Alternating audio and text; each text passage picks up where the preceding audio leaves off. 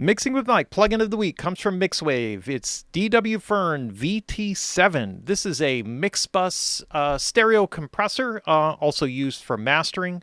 Essentially, it is a pulse width modulation design, the sidechain circuit that is, offering a lot of flexibility in terms of the attack and release settings and the way that the compression is controlled, while providing a kind of old school vintage Veramue style sound, and I think it achieves that in an amazing way. Now, straight up, I don't know if it's a confession or whatever, but I have never worked with the hardware itself. But this emulation sounds amazing. So whether it's comparable to the hardware, I guess people who have that direct experience may have a better take on that. But I will say this is an incredibly useful compressor, and I'll show you a bunch of different ways that you can use it. Let's kind of go through the user interface. So the top portion of it, this is the MixWave setup here. There's a pair of filters here. We have an input gain and an output gain, right? So you have post filter and pre-filter. We have oversampling that's set up here, up to 8 times oversampling. The mono-link feature actually works when you separate the left and right channels. And what it does is it allows you to link the settings while keeping the side chains of the left and right side independent of each other. Where normally when you create a separate mode, you would have to adjust both settings at the same time. If you're in link mode or in link mode with a high-pass filter, then the sidechain is combined and you get equal compression for both sides. So depending upon the program material, one may be more appropriate than the other. That you should do by ear. Because it's related, might as well go through this. So this would create the settings or make them separate between left and right, and then the side chains would be independent. And then we have link mode, so that would link the left and right, and so the side chains would apply gain reduction to both sides equally. And this just adds a high-pass filter, and I couldn't find documentation on what the crossover point for that is, but effectively it helps to kind of keep the low end from kind of getting gummed up. Sometimes you get a bit of distortion there, particularly with faster settings. Without the high-pass filter. It can also kind of slow down a bit of the movement of the compression, so that could be a factor as well. Oversampling, some basic settings for the graphic user interface size, presets, all of that sort of stuff, and a wet-dry control. We have input meters and output level meters, right? So you have something to gauge with it. The rest is all here. We can bypass the plugin entirely just by clicking on the light right here. Standard controls, and they're duplicated, kind of mirror image over to the other side. Threshold, right? So this would, we would be setting the threshold to start gain reduction. Makeup gain down here. Attack settings. Now, again, there are no numbers in terms of the attack and release. It may be partially program dependent, and it is definitely related to the harder, softer setting down at the bottom here. So this, as described, would give you a higher ratio in a harder setting and a lower ratio in a softer setting. Now, typically in vintage gear, when you go lower in ratio, it tends to go softer knee, and harder knee as you go higher in ratio. So there may be some factor in there. Although in the documentation, what it does say is that it does affect the characteristics of the attack and the release. Okay, so take that for what you will. The way that I hear it is that it has similar kind of characteristics of making, mimicking a sound that has a little bit of a harder edge or a harder knee, but basically a higher ratio can have a very similar type of characteristic. So we'll roll with that as is. Again, attack, release, pretty straightforward. Again, you're doing this all by ear, right? There are no numbers, just percentage controls here. And I think that's kind of the way it should be. The gain reduction or the meters here can be VU showing level or showing gain reduction, right? So we can do both of those. Usually I'll just have it set to gain reduction unless I'm seeing something weird level-wise in terms of the way that it's set up. And the rest is audio examples. So let's start by setting up something, and I want to show like some of the versatility here. One of the things that's kind of a cool thing to do with the a compressor or a Veramue style compressor and the Manly Varimu is quite good at this, is to do sort of a little bit of an RMS compression as a way of sort of thickening the song. So we'll have a slow attack and a slow release. I'll kind of go like on that end, and we'll go with a softer knee. Let's just kind of do like a little pickup here of some gain reduction or makeup gain here, and I'm going to target like about 2 or 3 dB of gain reduction. Let's check that out. Calling out, reaching out, I can't wait to see your face. Running free from reality, I'm on my way to be with you, to be with you.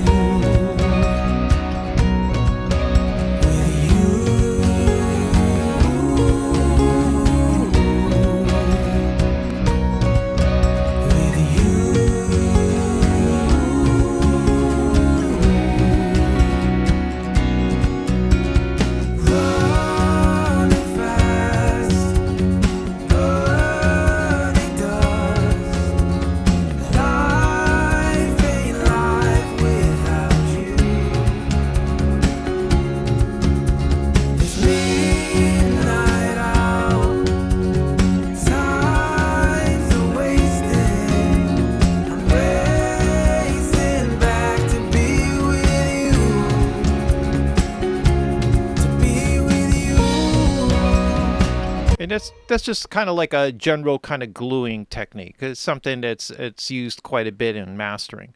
Another way to go here would be, let's kind of go to like a harder knee, maybe not all that way. Have a kind of a medium fast attack, kind of to sharpen the transient a little bit, and let's kind of get this to breathe a little bit here, and try this out. I'm going to back off the gain reduction because I'm not going to target as much gain reduction as what I did there. Maybe like 1.5 on the makeup. Let's check this out. And now here I'll move to a more aggressive section of the song here with the drums.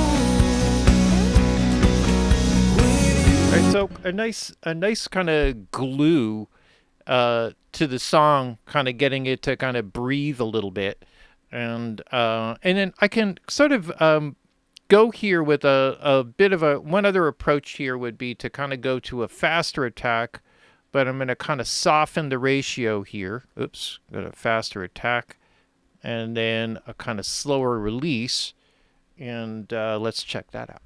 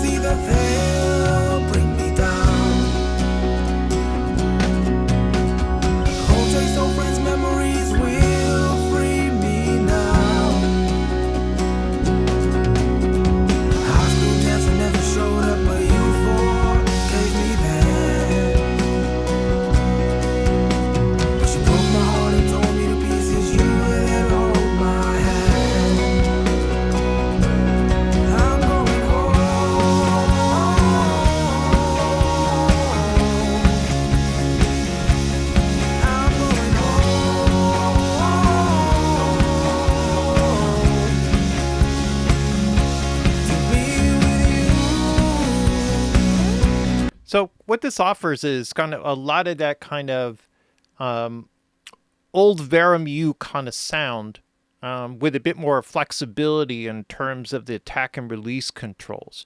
And this harder, softer control, while it's primarily saying that it's affecting the ratio, right? It is also affecting the attack and release settings, and you could see here as I lowered it how the release characteristic kind of breathed a bit more.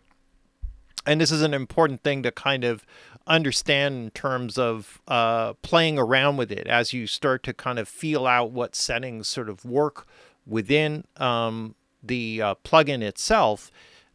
Is the way to kind of draw out the kind of movement or pumping and breathing movement or the stability, like I did in the first example, as a way to get a sense of what's right. So to me, this is of the approaches, being that it's on a mix bus, not on a master. This kind of breathing approach feels like the most right one to me. I didn't pick up or think of a particular order of doing this. I just sort of vibed it out and wanted to show a few different techniques about ways to kind of use the compressor. But overall, it sounds great. To me, adds like a lot of depth. I like that Veramu kind of sheen that it gives, and it offers a very kind of I don't know, vintage, warm tube kind of characteristic to the overall sound, which I find very appealing, particularly for this track. So there you have it, from MixWave, DW Fearn, a great hardware manufacturer, also connected. That's also Hazelrig is also in there. They also have another compressor, the VNE, which is quite good as well. Another pulse width modulation plugin that's definitely worth checking out. But this one's really cool. Definitely worth checking out. From MixWave, DW Fearn VT-7, plugin of the week.